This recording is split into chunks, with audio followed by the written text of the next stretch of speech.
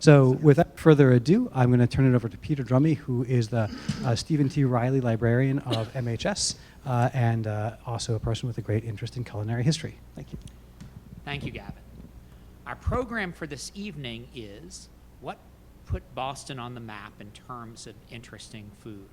We will take a brief look back at when and how restaurant culture changed in Boston and how interesting food became definable, if that is a word, as a Boston phenomenon. In this series, so far, we have looked at the long history of food culture in Boston and how Boston became associated in the 19th century with both refined dining and the rustic Colonial Revival movement. Last week, we heard about the extraordinary influence of two remarkable women, Lydia Shire and Joyce Chen, both on cooking at home and what restaurants served. Tonight, we are going to look a little more closely at the dramatic changes that took place in the local restaurant scene beginning in the 1970s. Just as a historical benchmark, I was reminded that in 1968, when the coolest of cool guys, Steve McQueen, played a Boston investor who robbed banks as a sideline in the locally filmed Thomas Crown Affair, and taking someone elegant out to dinner, he offered her the choice of Joseph's or Locke-Ober's.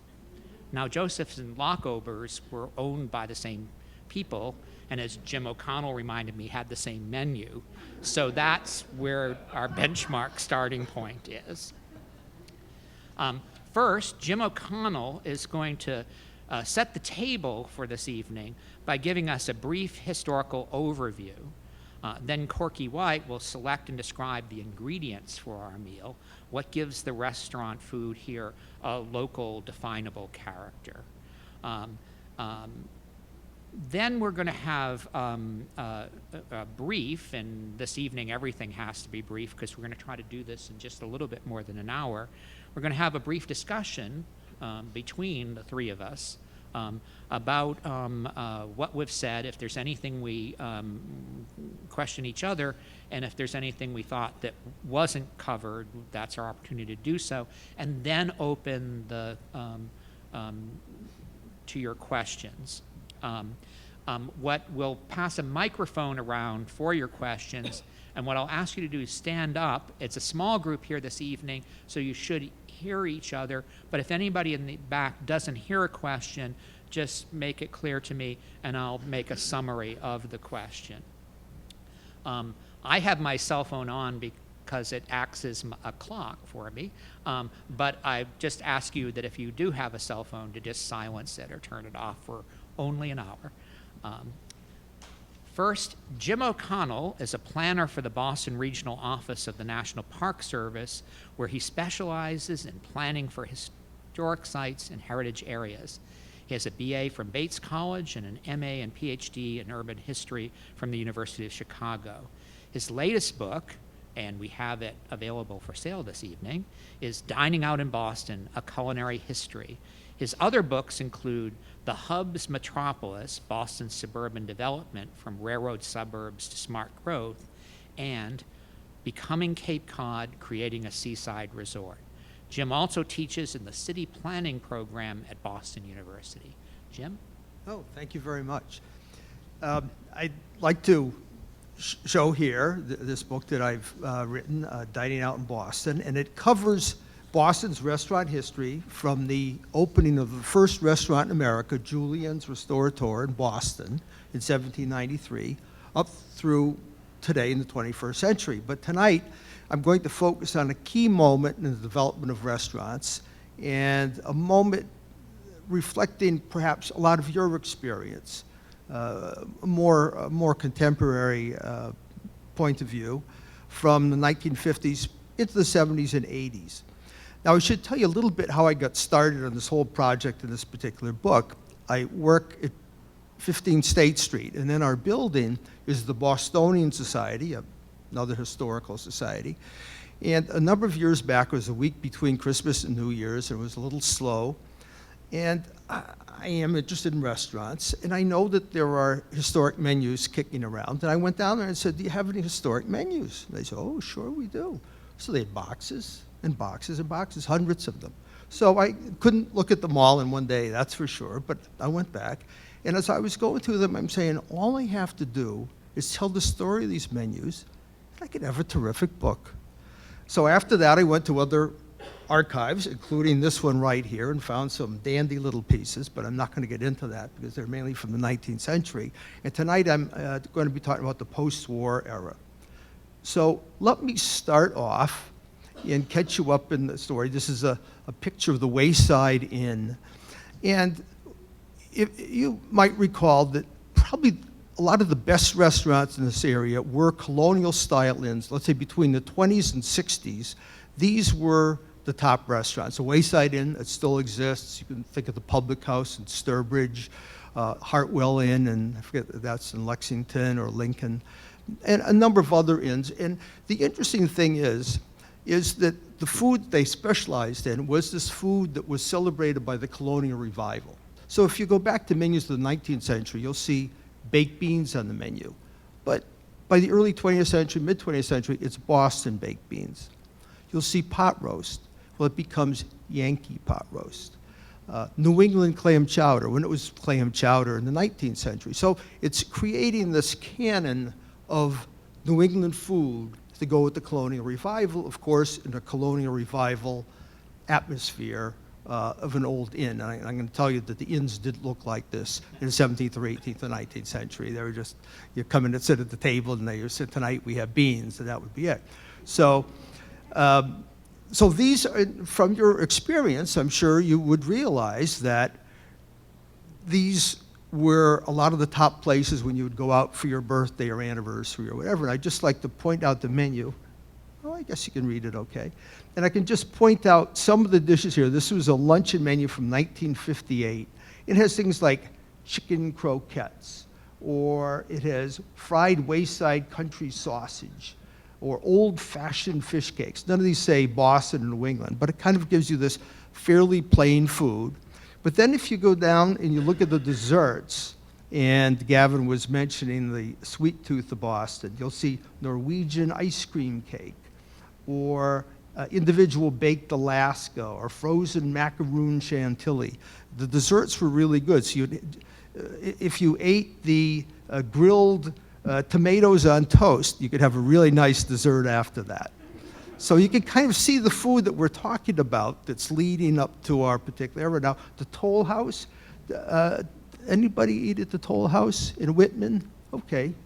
And it had a tremendous reputation. It was the place that Ruth Wakefield invented the Toll House cookie. And they had a tremendous selection of desserts, as you can well imagine. Cakes, pies, puddings, and everything else. Now, Howard Johnson's I'm showing, it's kind of a commonplace, but it had regional and national influence. Started in the 1920s by a man named Howard Johnson in Quincy. And his original idea was to improve upon ice cream. And it's great we're going to have a whole program on ice cream, because he said, vanilla, chocolate, and strawberry, I think we can do better than that. And if you might realize that the ice cream, the quality of the ice cream really wasn't much. He said, we're going to really increase the butterfat content. And he said, we can do at least 28 flavors of ice cream. And they really had more because they rotated the flavors through the seasons. And the interesting thing about Howard Johnson's is they did have the ice cream and they did have the sundaes, but they also had what became kind of a common standard menu, especially for family dining. This is one of the first places where you would take your family out to eat. Probably before the 20s or 30s or later, you didn't tend to take children out to eat, from my research. They just didn't go out to eat. So this is a place you could take your family. You could get the Frankfurt, as they called it, and it was served in a little cardboard sleeve, or a place where they Howard Johnson presented the Ipswich fried clams, which were clam strips, and a lot of other plain food, but again, with this New England approach of then we'll have a fabulous sundae with one of these great flavors of ice cream at the end of the meal. Redcoats Grill, so this is kind of a setup that I'm giving you. This is the dining in the 1950s and 60s. It's kind of a shortcut. I'm not showing you everything or going through everything that's in the book, but the Redcoats Grill, the first one was in Wayland, and there still is a Coach Grill there. And there were 6 locations in Greater Boston, and one of the more visible ones was the one on Route 9 in Framingham. And I can show you this menu. Is it possible to read? Perhaps it is. And the interesting thing, which I'd like to use this menu, and that's one thing about my book, it is based on all these menus. See, I'm one of those guys, when I'm walking down the street and I see a menu, I'm going to take a look at it and think about what the meal might be like. So it was a great pleasure to read hundreds and hundreds of menus and write in this book. And the point of the book is I really try to figure out what the food would have tasted like between the 1790s and today and how that evolved. So as I start off, the first line is, this is a guidebook to restaurants which mostly no longer exist. So that's what I'm kind of imagining, that this is the Michelin Guide to Boston restaurants in 1840.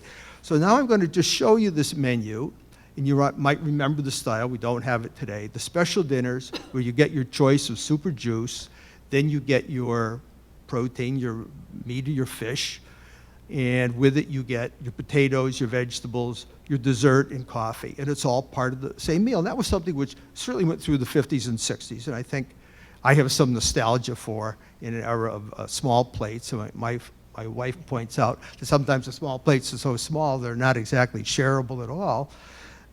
But if you kind of look at this, you can see some of the dishes. There's a real emphasis on steaks and chops here at the Redcoats Grill.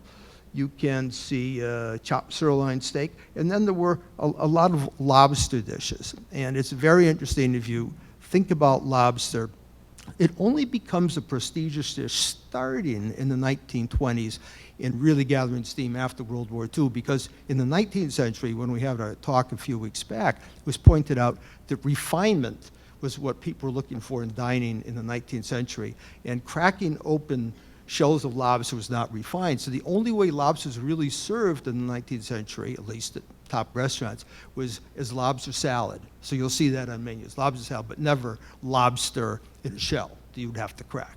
They would never do that in the 19th century. So this is, might bring you back to kind of thinking what food might have been like at the Redcoats Grill. Now I've got here the rib room at the Hotel Somerset, which Hotel Somerset is very close to here. And in the period after World War II, theme restaurants became kind of a big deal to make restaurants, the dining experience, more exciting. And you would think that colonial inns were a type of theme restaurant. But you had restaurants specializing in beef, starting with steakhouse. The Redcoats Grill was kind of that. And the rib room at the Hotel Somerset, would anybody have eaten there? Basically, you could get roast beef and Yorkshire pudding. Now, they'd have an array of super juice and various desserts, but it was a specialty restaurant. And you could see people sitting here. You can probably make out the Yorkshire pudding there on the side of the roast beef. And I want to show this as a postcard, and it shows you how people were dining back in the 1960s. All the men were wearing jackets and ties. If you were going to a place like this, it was probably like this certainly through the 70s, that men would wear jackets and ties, and women would be well dressed as well. And there was kind of, this isn't quite the style, but these places in the 1950s and 60s that specialized in beef and steak tended to be like the old English taverns. Not quite here, but had some of that style. Now, around this era, after World War II, restaurants really started to specialize in seafood. You have a couple just before World War II. Deanie's opens up, a couple other places, but Jimmy's develops, as we might recall it, in the mid-1950s, and it shows you a menu here with lobster specialties and all kinds of fresh fish. And Anthony's Pier 4 opens in 1962. I'm showing Anthony Athanas celebrating here with Julia Child, since we had a little presentation on Julia by her nephew just last week, and she seems to have given the stamp of approval. I don't know how people recall Anthony's Pier 4, but my parents didn't like to wait in line, and you might recall that they didn't really take reservations at Anthony's Pier 4, and the whole experience was based on waiting in line for an hour to get in. It was a big crowd, and that was part of the excitement. My parents would just drive by there. We said we aren't going to wait in line, and you could usually get at the Jimmy's without waiting in line, so we would go to Jimmy's. But popovers were a big thing. So it might be Yorkshire pudding at the Beef House and popovers at Anthony's Pier 4. But there was a good menu of seafood, and I haven't gone through all of Julia's writings or whatever to see what she might have really thought of Anthony's, but you could probably get some pretty good seafood there back in the day. So what I'm really trying to focus on, and I'm taking just about a couple minutes with Peter saying, is there's a gourmet revolution that kind of takes place and changes the food that I've been showing you. In the rise of ethnic eating, that's more authentic Chinese food and food from Japan and all places in Asia and more authentic Italian food, etc.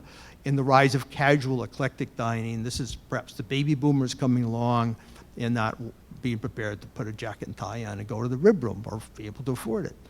So I would like to, let's see here, I guess we can read this. I want to show you two menus which are going to show this, encapsulate this whole revolution. This is the Parker House, the main dining room in 1968. And you can see, it's a little hard to see, but it's got broiled fresh honeycomb tripe a la Parker. It's got the Boston baked beans and pork with the hot brown bread, the baked sugar-cured ham, and a lot of these kind of standard American, Yankee, English dishes. Nothing with fancy sauces or anything like that. So let me go 11 years later to Parker House. Same restaurant, it's kind of changed a bit. And let's see, smoked Irish salmon. I don't think they were serving that in the 50s and 60s. Oysters Rockefeller, frog's legs and champagne sauce. Let's go another line here. Nouvelle cuisine, look at this. Filet de saumon with, sorry, this is a little harder for me to read looking at this. Or the veal with watercress sauce, Côte de Veau, Cressonnier. Something has really changed here. Salmon soufflé, and it's with all these different kinds of sauces. What else do we have? Medallions of veal, Dijonais. And so you can kind of go through this, and you can kind of see food has really changed. It's become more, and this is everywhere, and that's the whole point. There's something that happens in the 1970s. I think a lot of people have traveled to Europe, and they say, why can't we get the same food in Boston that we could get in France or Italy or other places? So we're seeing tastes are definitely more sophisticated. So these two menus really reflect a major change, not just in the Parker House, but in Boston and America. So advocates for changing food trends. Julia Child didn't run a restaurant, but she really interested people very much in French food. Joyce Chen and one of her sons gave a very interesting presentation just last week. Until she came along, Chinese restaurants in Boston served chop suey and chow mein. She introduced scallion pancakes, hot and sour soup, mushu pork, Peking duck, dishes like that, which are more common today. And she's highly regarded enough that she's even on a postage stamp, a U.S. postage stamp. Romagnoli, and all these people had programs on Channel 2 PBS. Romagnoli's Table. Did anybody go to Romagnoli's Table? They had Julie, you've been everywhere. That's fantastic. We'll have to compare notes afterwards. Because I asked about that. That was a program, but they also had a restaurant in Quincy Market, which was pretty good. And they were introducing to Boston, instead of spaghetti and meatballs, it was pasta with pesto sauce, or polenta, or gnocchi, things like that, which just were not served in Italian-American restaurants before that. Now, I just wanted to show something a little bit off and show not just that people were traveling abroad and enhancing their appetites, if you will, but just a couple, I don't know if anybody ever read this book, The Taste of America. John Hess was the restaurant critic for the New York Times briefly in the mid-'70s, and his wife that lived in Paris, and she was a cook. And they start this book. We write with trepidation, how shall we tell our fellow Americans that our palates have been ravaged, that our food is awful, and that our most respected authorities on cookery are poseurs. And they attacked Julia Child, they attacked Craig Claiborne and Pier. They attacked all these, James Beard, because they said we shouldn't be going for haute cuisine. We should be having real high quality American dishes. American ingredients. They say here, we were one of the best fed countries in the world, they say in the 19th century, and I pick up on that in my book. and we've become one of the poorest in sensual pleasure. So they're attacking the frozen food, the microwavable food. This is a big error for that. So there are trends coming in. We want to have food more like gourmet food in Europe, but in the meantime, it's still a high time of having this pre-prepared food. So let me, another 5 minutes? 1 minute. Okay, I'm going to whiz through this. Cafe Budapest, these are dishes that are very popular. Anybody go to Shire Mare Madeleine? Okay, maybe we can get your recollections from the menu, because I never got a menu. Harvest, 1975. This is the beginning of seasonal foods. And here are some of the people who worked there. The whole idea, harvest. Instead of just, before that, it came out of a can or it came out of the freezer. It didn't have to be seasonal. And here are a lot of the famous chefs. Ben and Jane Thompson, architects, started it. And here are some of the chefs. Let me see, what else do I have? Okay, I'm just going to make this point here. Hotel restaurants, which served haute cuisine in the late 70s and into the 80s. They don't today. You had the Parker House, Copley Plaza, Ritz-Carlton. Here are some of the hotels. They all had high-end restaurants. And you know that menu that I showed you from 1979 at the Parker House? You know who the chefs were at the Parker House in 1979? Before the 1970s, you had no idea who the chefs were in the kitchen. 1979, the Parker House were some starters. Emerald Lagasse, 1979. Lydia Shire and Jasper White were all working at the Parker House in 1979. So it kind of shows you what's happening. So if you want, I can back off, and I've got other material here. If you'd like me to do some more later. Yeah, we'll go back to this. But let me introduce Professor Mary White, Corky White, who has undergraduate and advanced degrees from Harvard University and teaches in the anthropology department at Boston University.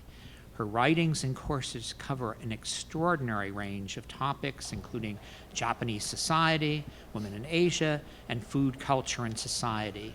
Her recent book, Coffee Life in Japan, and this is truly a wonderful book, both as a study of coffee and how other people enjoy coffee, but also a window into another world, has brought her awards both here and in Japan. But for tonight, her writings on local food and culture are of a special interest to us. In addition, or perhaps I should have mentioned this first, Corky has a background in the catering business and is the author of 2 cookbooks, and these both have such early copyright dates that she must have written these when she was a child. Cooking for Crowds and Noodles Culture. Corky? Thank you so much. I'm tempted to just give the microphone back to Jim to continue his discussion. I want to know more. And I do actually use his new book in my food course at BU. I'm really grateful for its existence. This will be something different. I see Boston food as the eternal outsider, though I have lived here since 1953. And I'm looking at Boston food as constantly changing and extremely diverse. I'll do a mild chronology of my own, as starting with when, as a young teen, I came from Minnesota, and will never be thoroughly accepted as a Bostonian for that reason.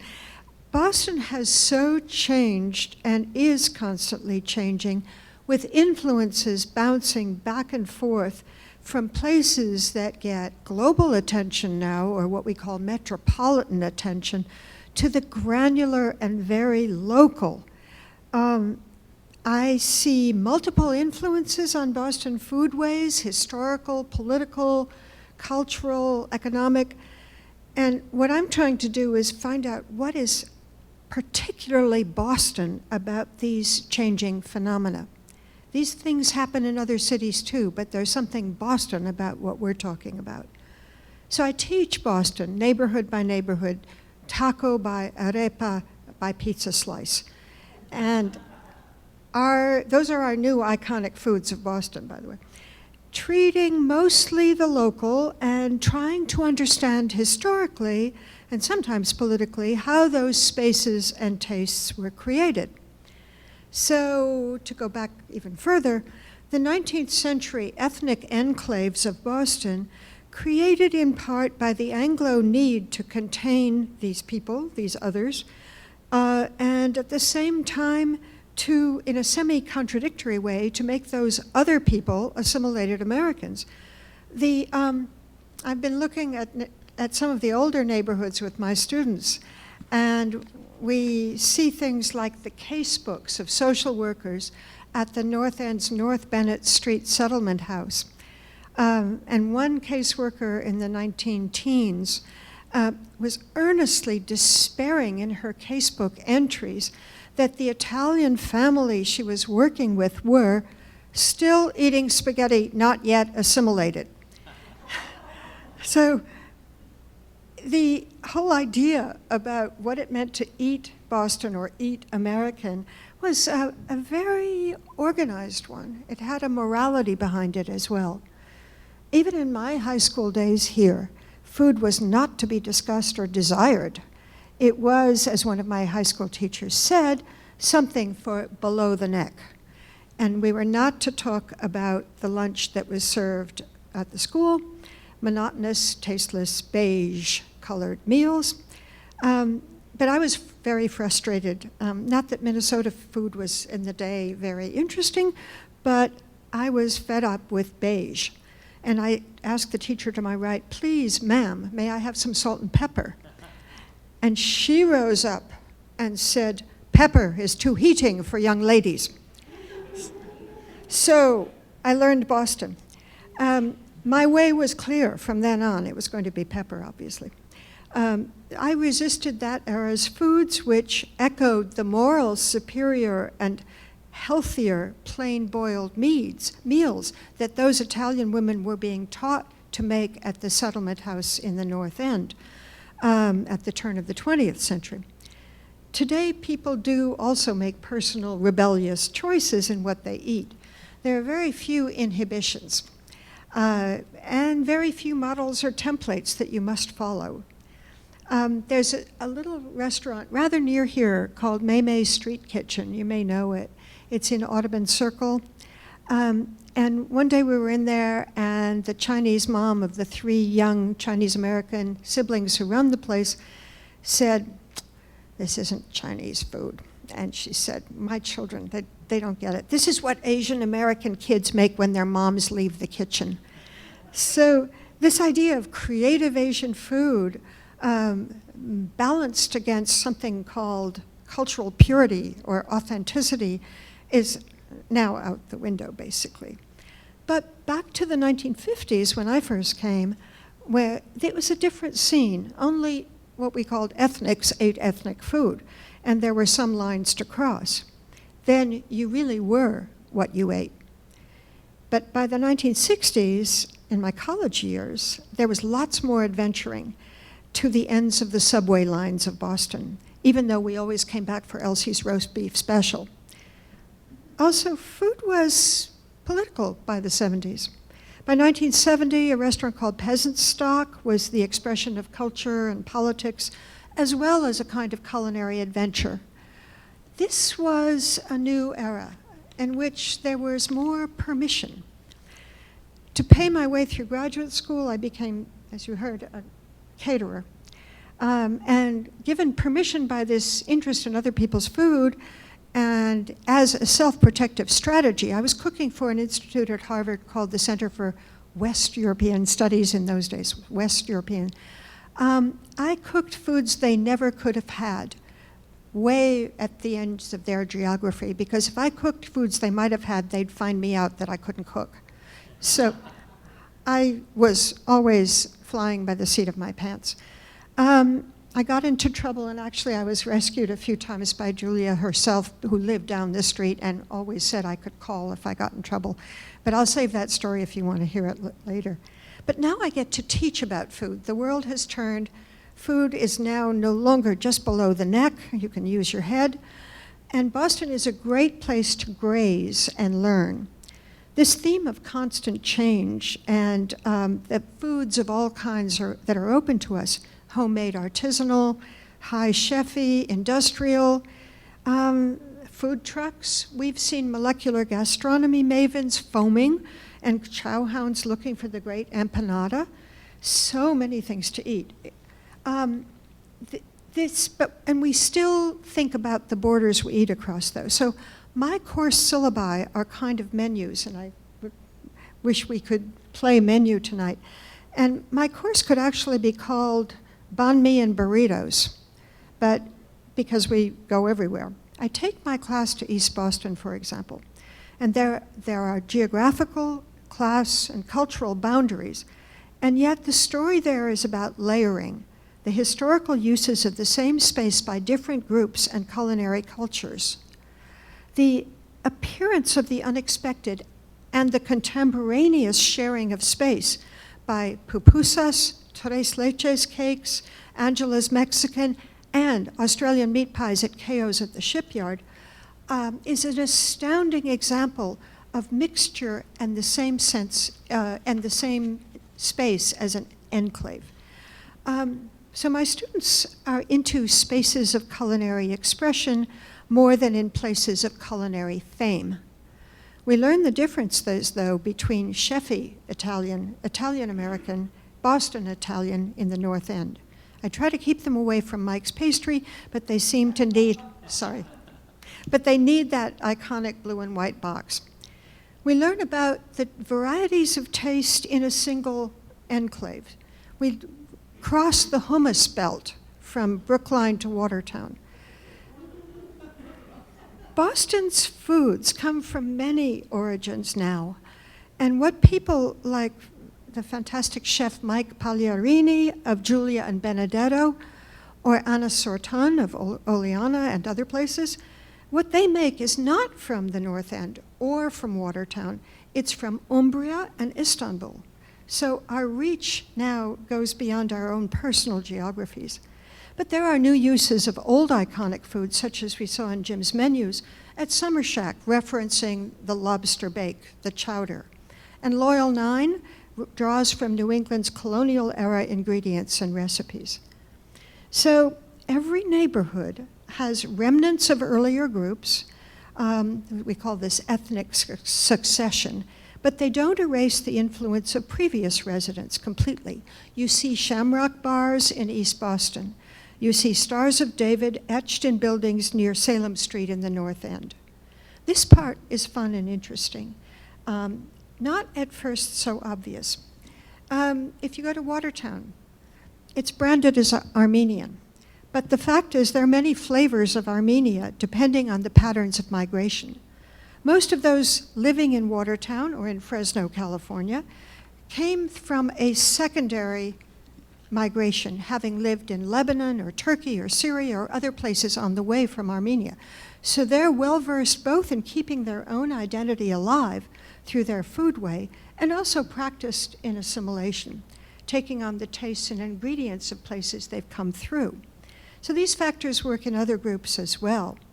And globalization is not a new phenomenon. I'll give you two stories that show how history and culture travel in unexpected ways in Boston's food scene.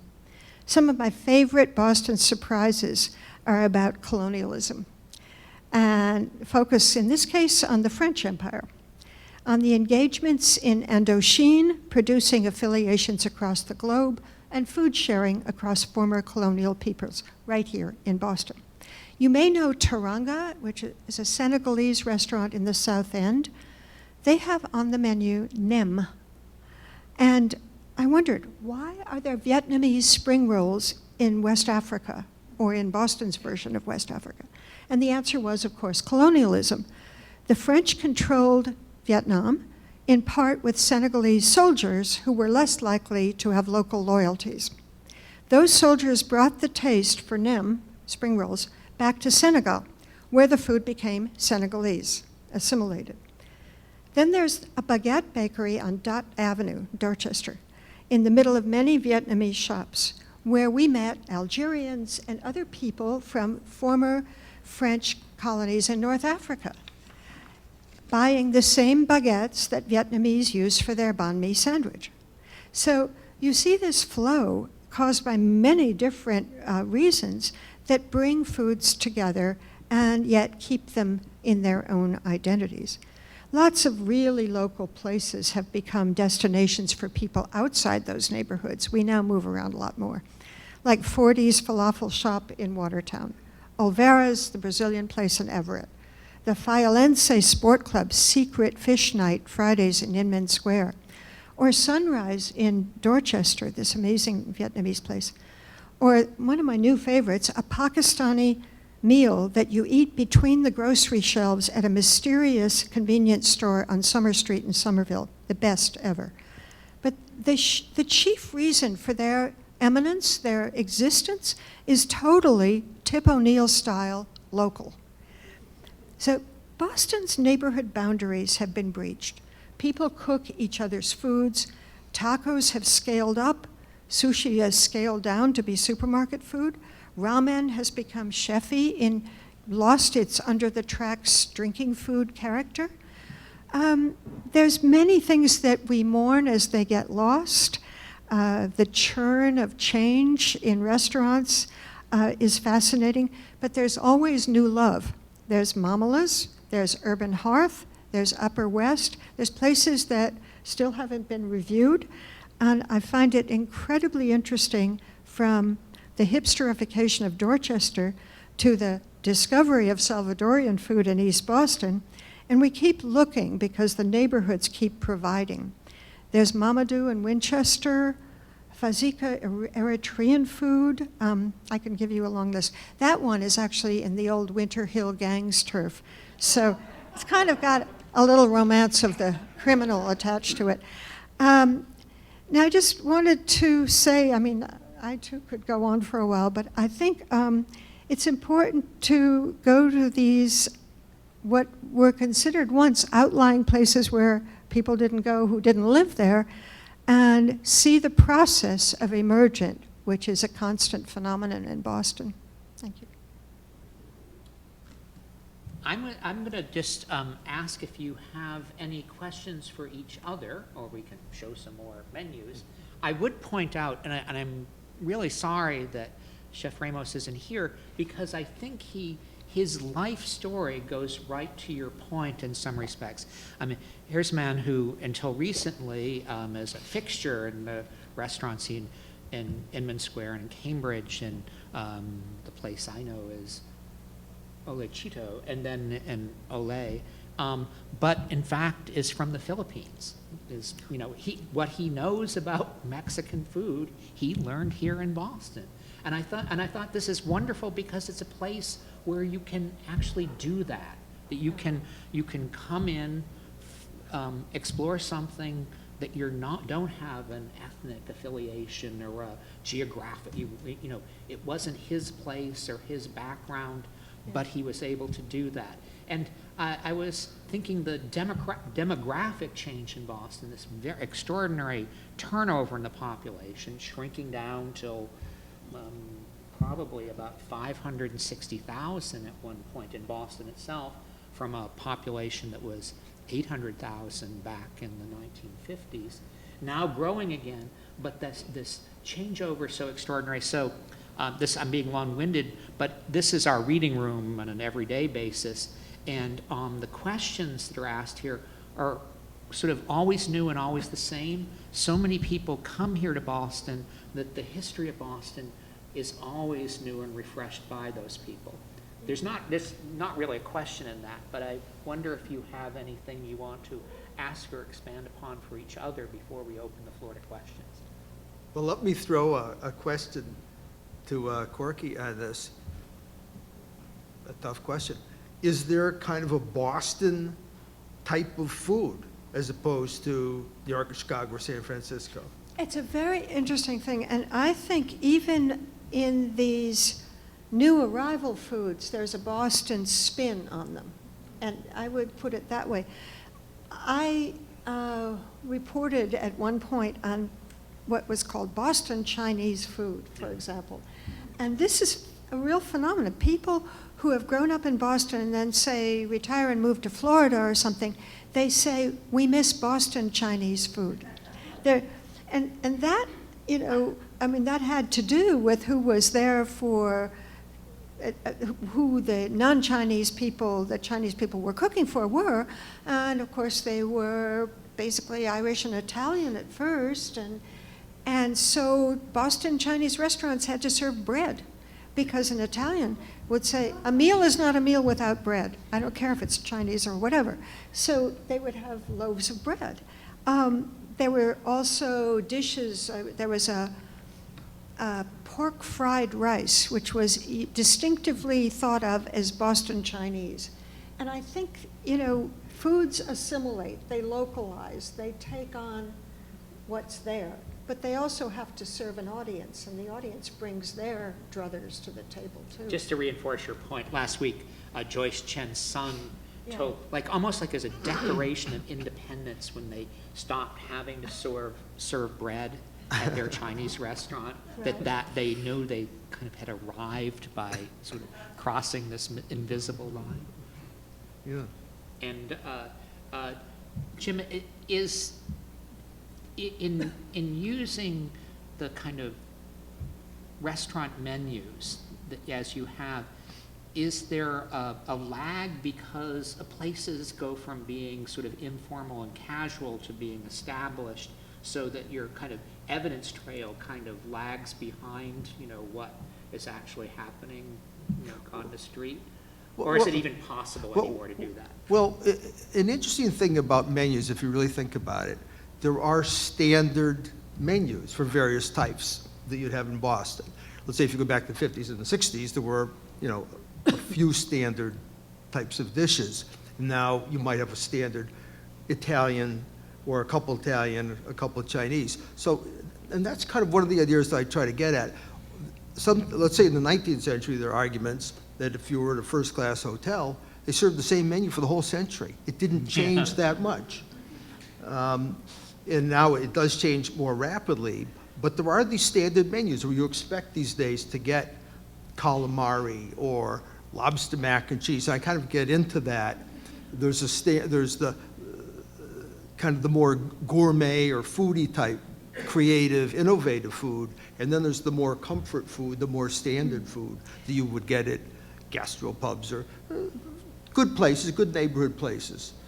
But it's a kind of standard menu. I have a question about that, if I might. In some of your menus, it looked to me as though in certain periods, kind of wayside inn or slightly elite food was not that different from Hojo food or commoner food, that there was a kind of simplicity, home cooking, just a bit elevated from old-fashioned or home cooking, that just as bland and simple, whether it was served in a white tablecloth or a Formica table. And that's interesting to me, and that says Boston to me.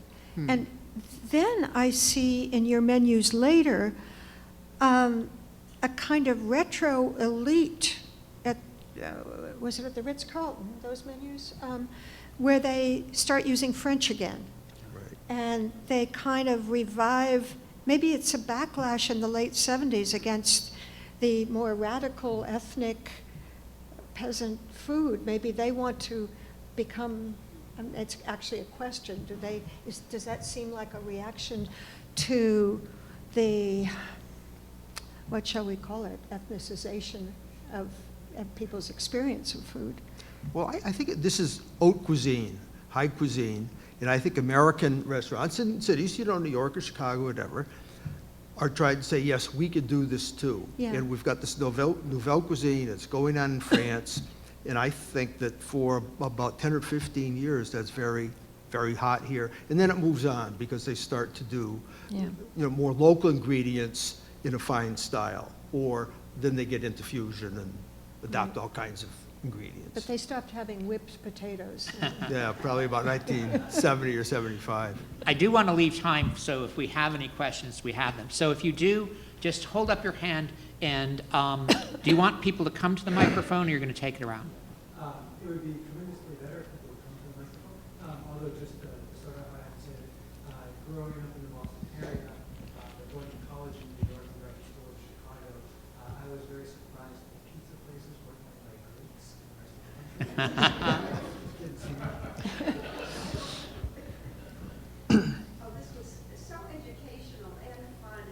has been watering for 45 minutes.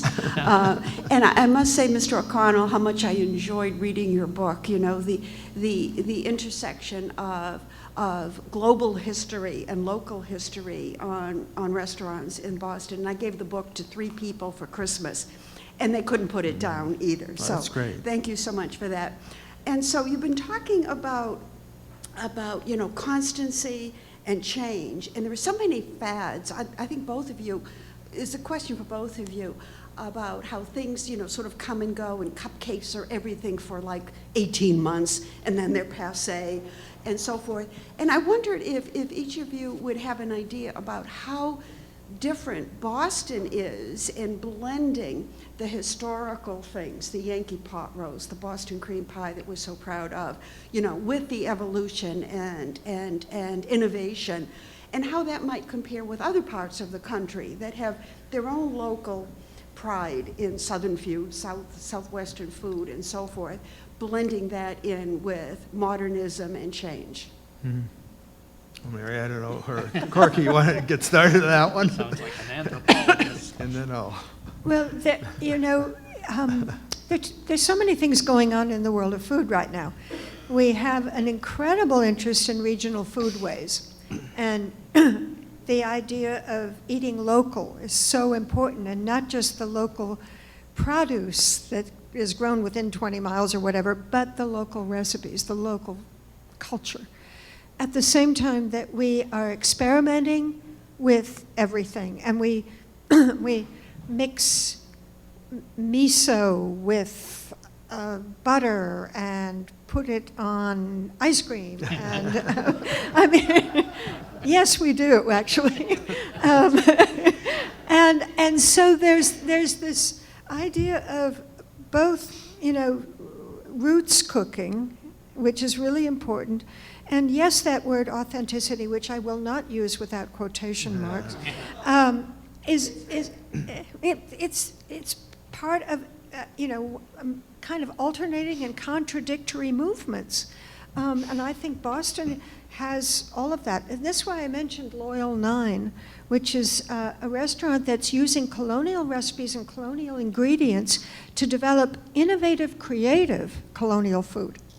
It's quite interesting. So, yeah, the young chef who owns it, I think he was he majored in American history at Holy Cross or something. So there's just about everything you can think of happening at the same time. Anybody else? Well, here, just let me just say a thing about Legal Seafoods, and I've got something about their menu here. This is an interesting place that is bridged from the more traditional food, and if you went there in the 1960s and 70s, it's probably fried or broiled, whatever your fish was. And today you could still get fried fish, grilled fish, baked cod with seasoned crumbs. I looked up the most recent menu.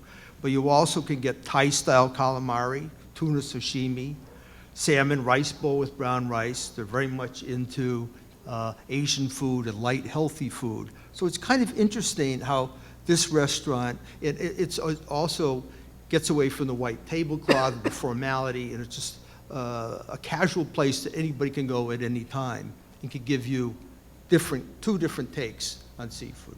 But their Boston cream pie is unrecognizable. Yeah, I haven't had it. Yeah. Okay.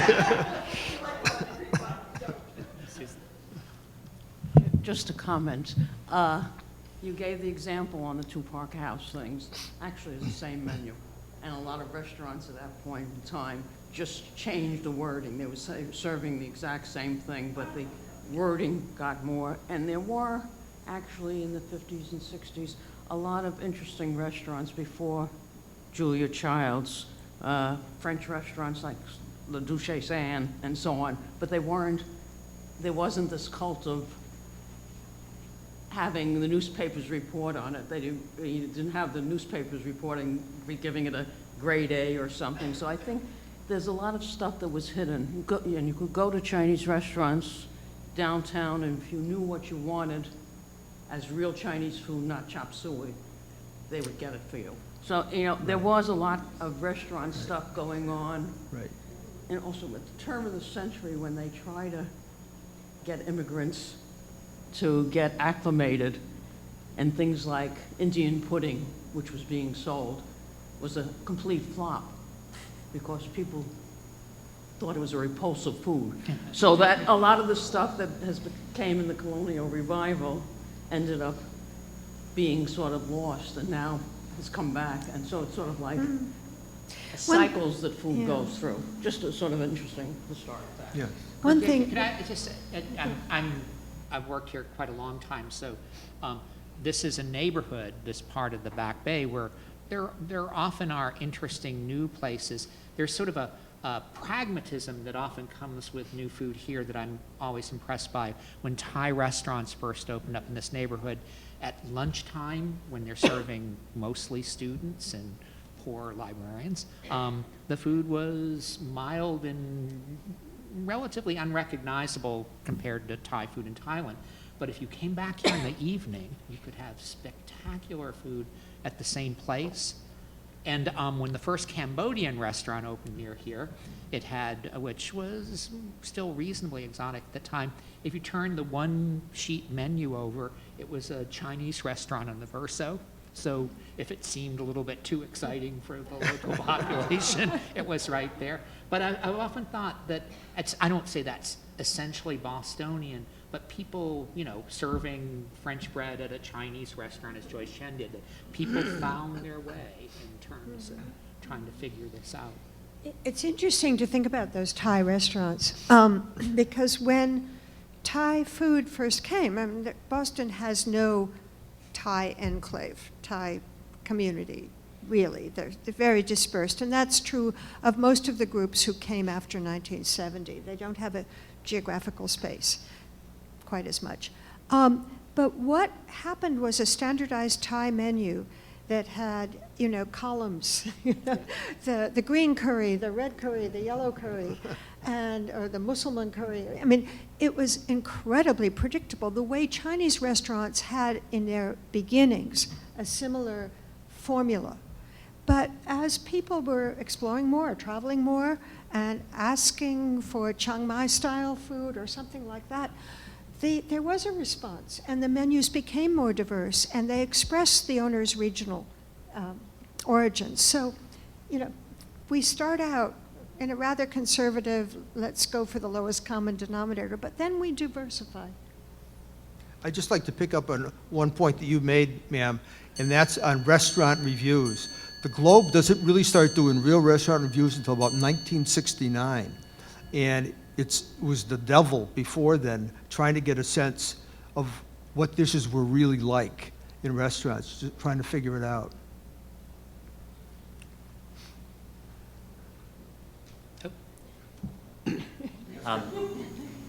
So it seems like the current moment is characterized by an incredible variety of things going on, different regions or styles, but I think it's fair to say that this isn't the heyday of the all-French menu or of Baked Alaska or other things.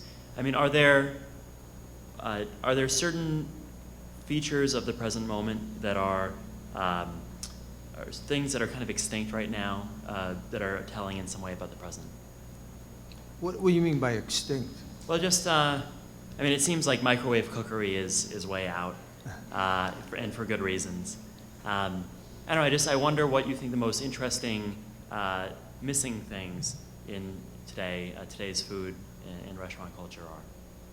Boy, do I take a shot at that? Yeah, that might come back, that aren't gone for good reasons, but are Well, sort it of was out interesting. of fashion. It's almost impossible to get baked beans, Boston baked beans. And the brown bread that's baked in Right. the coffee Lovely tin. things, yeah. Right, Yeah. right. I was wondering in your research of all the menus, if you were able to draw any parallels between the economics of the times and the menus, like throughout history. So were you able to say, well, here's this in the Depression, but even earlier, the economic flows of the times was through the menus? Yes, absolutely. You know, there is something, and I think this comes a bit out of the Depression where the food does get plainer. Well, it's a little more complicated. It's always more complicated, as Corky points out.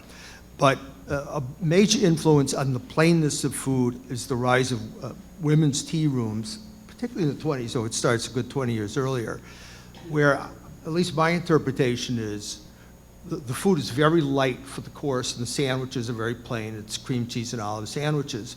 But then there are a lot of desserts, and there's nothing wrong with that. And that influences places like Schraff's. It influences places like Howard Johnson's. So you kind of see that the 20s and the 30s are very plain, and a lot of that food then carries over into the 50s and the 60s as well. Yeah, a while back at the Schlesinger Library at Radcliffe, there has a culinary collection. They had displays of the food of the decades, and the foods of the 40s were like Jell-O salads and all that stuff, but they were all desserts. They were all sweet, and they were all about tea time for ladies. Ladies were allowed to indulge, their base instincts in the dessert, but the rest of it had to be plain and more ascetic. It's an interesting phenomenon. Yes, Douglas here. I wanted to say, first of all, in terms of what you miss, I hope you've experienced Frank's on Mass Ave in Cambridge.